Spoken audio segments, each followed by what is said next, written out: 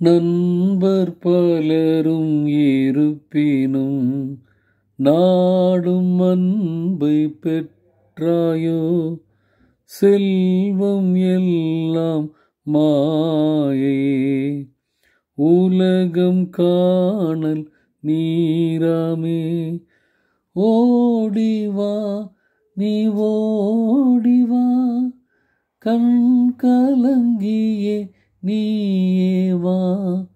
தூரமாய் நிற்கும் உன்னைத்தான் அழைக்கிறார், நீ அருகில் வா. டியர் ஃப்ரெண்ட்ஸ், அன்பின் வாழ்த்துக்கள். ஆண்டவரும் இரட்சகருமாகிய இயேசு கிறிஸ்துவின் இனிய நாமத்திலே உங்களை வாழ்த்துகிறேன். கண் கலங்கி கைவிடப்பட்ட நிலையில் இருக்கிற நம்மை ஆண்டவர் தள்ளிவிடாதபடி என்னிடம் வா என்று சொல்லி அழைப்பு விடுகிற ஆண்டவர், அவரோடு ஒரு பிள்ளைகளைப் போல நாம் உறவு கொள்ள வேண்டும் என்று அவர் விரும்புகிறார். அதற்காகத்தான் அவர் குமாரனாக வந்த இயேசு கிறிஸ்து எப்படி ஜெபிக்க வேண்டும் என்று கேட்டுக்கொண்ட பொழுது அவர் சொல்கிறாரு, பரமண்டலங்களில் இருக்கிற எங்கள் பிதாவே, தகப்பனேன்னு சொல்லி எனக்கும் அவருக்கும் தகப்பனுக்கும் உள்ள உறவை தொடர்ந்து நிலைத்திருப்பதற்கு ஏற்ற ஒரு ஜெபத்தை கற்றுக் கொடுத்தார். அதை லூக்கா 11ஆம் அதிகாரம் முதல் 4 வசனத்திலே நாம் தெளிவாக தியானித்தோம். அதற்கு பின்பாக ஆண்டவர் என்ன சொல்கிறார்னா, ஜெபத்திலே உறுதியாக நிலைத்திருக்க வேண்டும். அநேக காரியங்களை ஆண்டவரிடத்தில் வேண்டுதல் செய்கிறோம். சில காரியங்கள் கேட்ட உடனே கிடைக்கிறது. சில காரியங்கள் பார்த்திங்கன்னா பல வருடங்களாக நாம் ஜெபித்து கொண்டிருப்போம். அசைவே இல்லாதபடி இருக்கிற சூழ்நிலையில் நம் ஜெபத்தை விட்டு விடக்கூடாது. குறிப்பாக தேசத்திலே தேசத்தின் தலைவர்களுடைய மனமாற்றங்களுக்காக நாம் ஜெபித்து கொண்டிருக்கிறோம். ஒரு சிறிதும் மாற்றம் இல்லாதபடி இருக்கிறதேன்னு சொல்லி நாம் வேதனைப்பட வேண்டிய அவசியம் இல்லை. ஆனால் உறுதியாய் ஜெபத்தில் நிலைத்திருக்க வேண்டும் என்பதை ஆண்டவர் இன்னொரு ஊமை மூலமாக கற்றுத்தருகிறார். இந்த ஊமை அடிக்கடி நம்ம தியானித்திருக்கிறோம். அது லூக்கா 11ஆம் அதிகாரம் 5ஆம் வசனத்திலிருந்து சொல்லப்படுகிறது. பின்னும் இயேசு அவர்களை நோக்கி, உங்களில் ஒருவன் தனக்கு சிநேகிதனாக இருக்கிறவனிடத்தில் பாதி ராத்திரியிலே போய், சிநேகிதனே, என் சிநேகிதன் ஒருவன் வழிப்பிரயாணமாக என்னிடத்தில் வந்திருக்கிறான், அவனுக்கு கொடுப்பதற்கு உணவு இல்லை, நீ என்ன பண்ணுற, ஒரு 3 அப்பத்தை எனக்கு கொடு, கடனாக கொடு, நான் திருப்பி தர்றேன், அவனுக்கு நான் போஜனம் கொடுக்கணும்னு சொல்லி நைட்டு பாதி ராத்திரின்னா ஏறக்குறைய 12 மணி வரை வச்சுக்கிறோமே, அந்த நேரத்தில் தன்னுடைய வீட்டுக்கு வந்த அந்த விருந்தினனுக்கு சாப்பிடாம வந்திருக்கிறான். எப்படியாவது பசியோடு இருக்கிறவனுக்கு உணவு கொடுக்கணும், ஆனால் என்னிடத்தில் இல்லை. பக்கத்து வீட்டுக்காரன் நல்ல ஃப்ரெண்டு தான், அவர்கிட்ட போய் கேட்டால் கொடுப்பான் அப்படின்னு சொல்லி ஒரு நம்பிக்கையோடு போய்கிறான். ஆனால் நிலைமை எப்படி இருக்குன்னா, அது நடு இரவாகி போனதுனால அவன் தன் பிள்ளைகளோடு கூட படுத்திருக்கிறான். குறிப்பாக பார்த்திங்கன்னா சின்ன பிள்ளைகளெல்லாம் படுக்க வைக்கிறது ரொம்ப சிரமம்.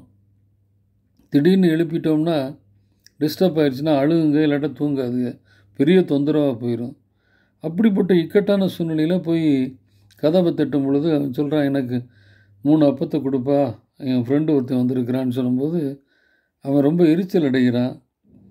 ரொம்ப தூக்கத்தில் இருந்து எழுந்தேன்னா என் பிள்ளைகள்லாம் சத்தம் போடுவாங்க, டிஸ்டர்ப் ஆவாங்க அப்படின்னு சொல்லி முடியாதுன்னு சொல்லிடுறான். அதை தான் போட்டிருக்கு, வீட்டுக்குள் இருக்கிறவன் பிரதியுத்தரமாக, என்னை தொந்தரவு செய்யாதே, கதவு பூட்டியாயிற்று, என் பிள்ளைகள் என்னோட கூட படுத்திருக்கிறார்கள், நான் எழுந்திருத்து உனக்கு தர முடியாத நிலையிலே இருக்கிறேன்னு சொல்லிடுறான். ஆனாலும் அந்த லூக்கா 11:8 வாசிக்கும் பொழுது, தனக்கு அவன் சிநேகிதனாக இருக்கிறது நிமித்தம் எழுந்து அவனுக்கு கொடாவிட்டாலும், அவன் ஃப்ரெண்டு அப்படிங்கிறதுனால எந்திரிச்சு கொடுக்கல. அவன் இன்னொரு காரியம் என்னென்னா, அவன் என்ன இப்போ சொல்கிறான், தன்னிடத்தில் அவன் வருந்தி கேட்டுட்டான். அவன் ஃப்ரெண்டுங்கிறது 2வது பட்சம், அவன் வருந்தி கேட்டதுனால எழுந்திருந்து போய் என்ன பண்ணுறான், அவனுக்கு தேவையானதை கொடுப்பான் அப்படின்னு சொல்லி அந்த ஊமையை முடிக்கிறார். ஏற்கனவே சன்ஷிப்பை பற்றி பேசுகிற ஆண்டவர் இந்த பகுதியில் ஃப்ரெண்ட்ஷிப்பை பற்றி பேசுகிறார். இதில் எது பெஸ்ட்டு அப்படின்னு பார்க்கும் பொழுது, பிதாவுடைய குமாரன் என்கிற அந்தஸ்து தான் பெஸ்ட்டுங்கிறத கற்றுக் கொடுக்குறார்.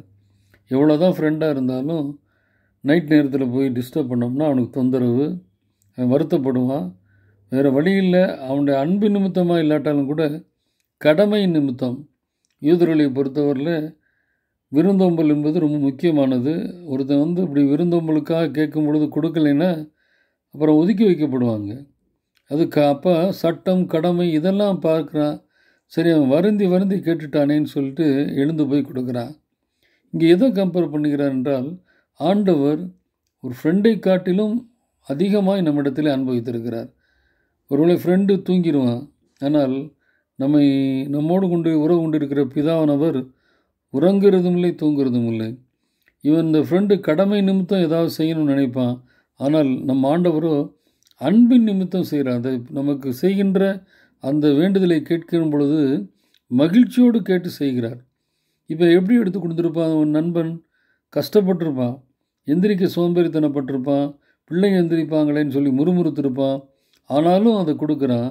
ஆனால் அவனே கொடுக்கும் பொழுது, என் பரமபிதா என் மேல் அன்புள்ளவர், நாம் உறுதியாக கேட்கும் பொழுது, தொடர்ந்து கேட்கும் பொழுது கொடுக்காமல் இருப்பாரோ அப்படிங்கிறது தான் அவர் லெஸரில் இருந்து கிரேட்டரை கம்பேர் பண்ணி சொல்லுகிறார்.